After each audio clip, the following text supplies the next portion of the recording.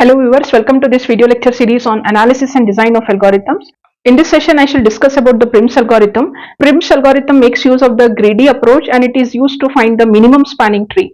So what is a greedy approach? What do you mean by minimum spanning tree? And what is first spanning tree, and then you have to know what is a minimum spanning tree. So these things I have discussed in my previous video session in detail. Let me directly go with the steps for the algorithm. So given in the problem will be a graph, a connected graph, an undirected graph, and you are going to find what the minimum spanning tree. So the minimum spanning tree will always have the number of vertices whatever are there in the given graph, same number of vertices it will have. Suppose if the given graph is this one and this graph has got vertices, number of vertices equal to 1, 2, 3, 4, 5, 6 vertices are there. So the minimum spanning tree will also have what? 6 vertices only. And in the given graph, the edges are how many? 1, 2, 3, 4, 5, 6, 7, 8. 8 edges are there. But the minimum spanning tree will have what? The number of vertices minus 1, that is 5 edges. Okay, so 1 less than. So in general, you can always remember like this: if n is number of vertices, n minus 1 will be the number of edges in the minimum spanning tree. So in the problem statement, the graph will be given and every edge will have a weight here. So you are going to come out with the minimum spanning tree from this given graph. So you are following which algorithm? The Prim's algorithm, and the pseudocode for the Prim's algorithm is here. Let me first explain you the steps for the Prim's algorithm with an example. Then I'll come back to this pseudocode. As well, I'll tell you about the time complexity of this algorithm. See, you have to proceed the solution in this manner. Make 3 columns because you are constructing the minimum spanning tree, and the minimum spanning tree will have what? All the number of vertices that are there in the original graph. So slowly you will start including the vertices for the minimum spanning tree. First step, you are just including only one vertex, then you will add another vertex, another, like this. Every step you are going to include one vertex. Initially there will be complete number of vertices in the tree, but the moment you take one vertex here for the tree vertices, then it will be one less, so that will be the remaining vertices. So whatever are the remaining vertices in the graph will be mentioned here in each stage, and as and when you finalize the vertex and the edge in the minimum spanning tree, you can sketch that in the illustration column. Look at the graph given here. V0 is what? Initially you can start with any vertex. Suppose if I'm starting with the vertex A. So let me start with the vertex A here, and you are going to write the remaining vertices. Now remaining vertices will be what? B, C, D, E and F. Okay, once you take out one vertex from the graph, the remaining vertices will be B, C, D, E, F. And you want to see how to reach B from A. So the format of writing is in this manner. A is connected to B at a cost of 3. See, this is the weight or the cost you can take. Then you are doing it for A. So A reaching C, A reaching D, A reaching E, A reaching F. At what cost? A reaching C. A reaching C. C is one edge far from the vertex A. So anywhere, wherever you see the vertices directly connected, you can write the cost.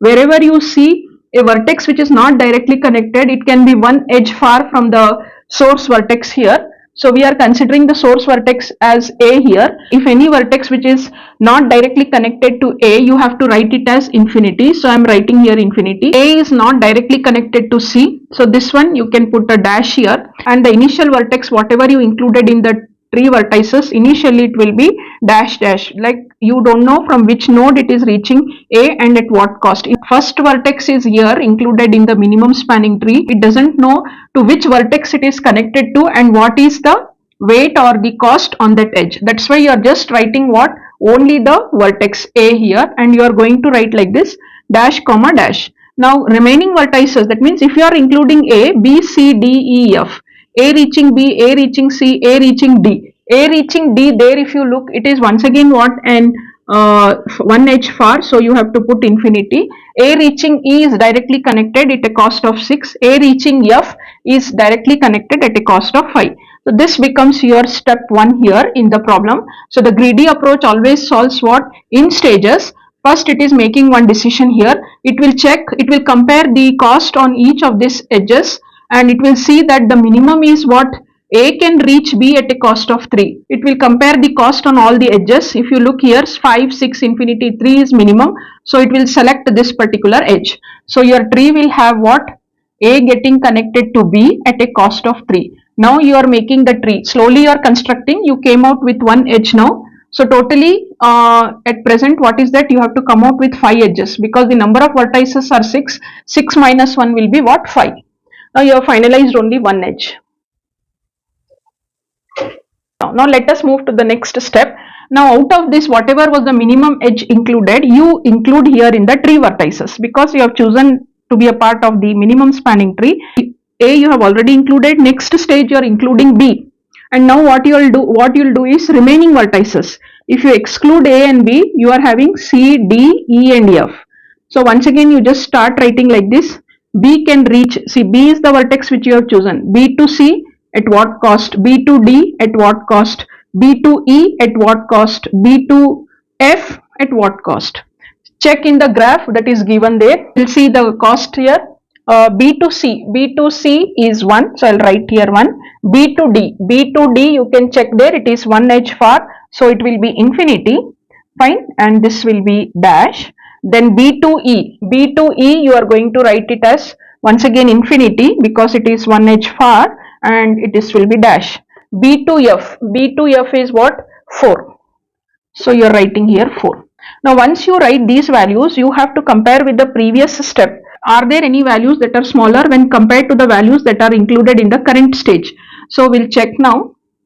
There is one edge C here, there is one vertex C here also C, but this is infinity, but here we have one value. Let us retain the same thing. So whenever you compare the edges that are there in the previous stage with the current stage, whichever is minimum you have to retain. Now whatever is the vertex C here, okay, whatever values are there with respect to the vertex C, this one is minimum, so we'll retain this. Next is D is infinity here, D is infinity, doesn't matter, we'll retain. E is having a value 6 here, E is infinity. So now we can update this value for E. So I can write down whatever is here, okay, this one I am just updating. I can write down A can be reached with E at a cost of 6.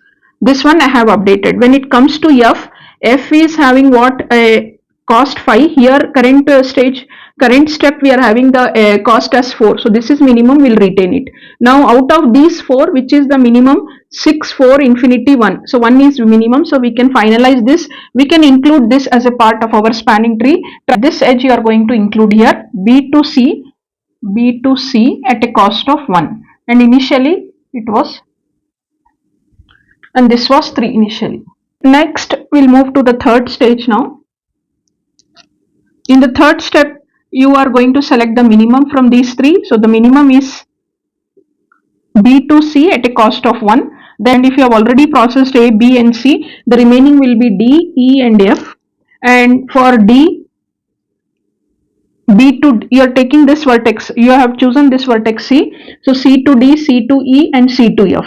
Now C to D, what is the cost there? C to D is 6. So you'll write here 6. C to E in the graph is how much? C to D is 6. So I have written here C to E. Check in the graph. C to E is 1 edge far. You have to write infinity. C to F is how much? C to F is 4. Fine.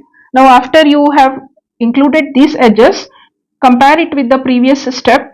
Check is there any minimum which has already been processed so that you can update here. See, we have one edge, this here you have D and here also you have D, but this is infinity, so we'll keep this only. E is here, E is at a cost of 6 from A, but here it is infinity, so this one we can update again. So I can include here C to E which was infinity. Now I can take it as, so this is the minimum, so I can update here. I can include for E. F is here. F already, if you see, F is already available in the previous step. So it is, the cost is 4 here, the cost is 4. Both are same. So you can go for the one which you have already processed. So I'll update here. I'll include B comma 4 now. So this one I'm updating. The next is out of these 3, 6, 6, 4. Which one is minimum? Minimum is 4 here. We'll finalize this edge in the spanning tree. Now your spanning tree looks like this. you are including B to F. B to F is at a cost of 4. B is here, F is here, fine. So this one will be at a cost of 4. Next stage, what you are going to do is this one which you have included in the spanning tree, that vertex you include here in the tree vertices column. So it is B to F at a cost of 4. A, B, C, F are already included. Remaining will be D and E, only these two. So just write here F to D and F to E. So check in the graph. F to D is how much? F to D is 5 and F to E is 2. Now just check, compare with the previous step. Yes, you have D and E already included in the previous. Here the value is 5, this is minimum. Here it is 6. Let us retain this only. Next is what? F to E is here. The cost is 6 here and here it is 2. So this is minimum. So we have to choose this now. We'll include here in the minimum spanning tree F to E at a cost of 2. F to E at a cost of 2 gets included here in the minimum spanning tree. Now remaining is only what? F to D with 5. Now this minimum, whatever you have included, just include here in the tree vertices. So this I can write down, this vertex E. Okay, I have included here the vertex E. Now remaining will be the remaining vertices for this step will be what? A, B, C, F and D is already there. Leftover is only D. So D, F. So this F to D at a cost of 5. This is the one which you are including. It is compare it in the previous stage. Now, this is the only edge remaining that will get added to the minimum spanning tree. So final minimum spanning tree, I'll just write it here. A, B, C, F, E, and now F to D with 5. F is here and D is here. F to D with 5. So this is your minimum spanning tree, the final one.